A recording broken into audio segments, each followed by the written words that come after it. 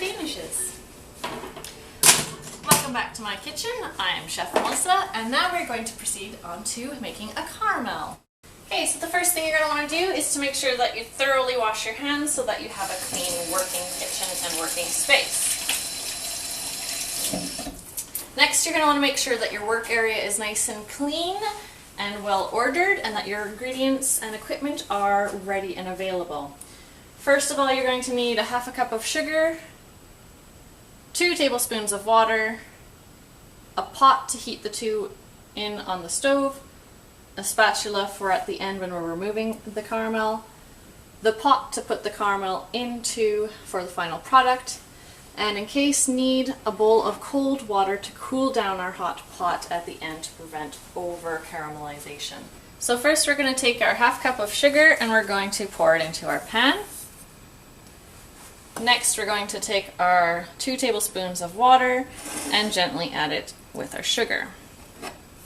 And all we need to do is wet the sugar. So I can take my spatula and give it a quick mix just to make sure all of my sugar is nice and wet. Okay, so now that we have our mix, we're going to just place it onto our stove top on medium-high heat.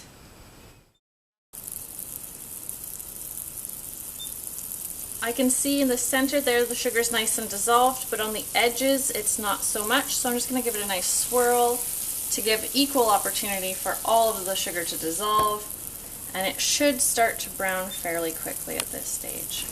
Now a good tip is if you have any sugar, undissolved sugar on the sides, is to use a little squirt bottle and just give a gentle squirt around the edges to get that sugar down to the bottom of the pot, so that way it has a chance to caramelize with the rest of the mixture. This is the simplest technique to use because the water acts as a buffer to prevent the burning of the sugar as we add our heat. It also enhances the conversion of the sugar sucrose into its simpler molecules, fructose and glucose, which will eventually with the heat turn into hundreds of different complex molecules that will give it that rich caramel taste and that nice deep brown color. So we're going to be watching for that color change. Another hint is also the change in smell.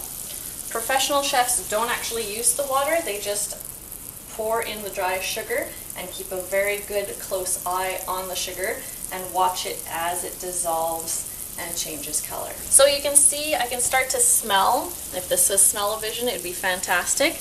The bubbles are getting larger. It's starting to slightly turn color. It's going to a pale yellow color. I would look for any hot spots. If it gets to be too brown in one area, I'm just going to simply pick it up and swirl it around.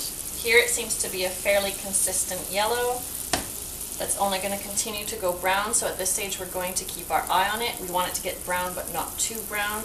The more it browns, the less sweet it becomes and the more bitter it becomes. So we want this for a dessert. We do not want a bitter dessert. We're now at the point of desired caramelization. I'm going to turn off my heat. I can cool my pan in cold water if I would like, but it's not too bad at this stage, so I'm just going to pour it directly in. It is very hot, so you're just going to be very careful. And you're going to pour it into the container. Look at that color.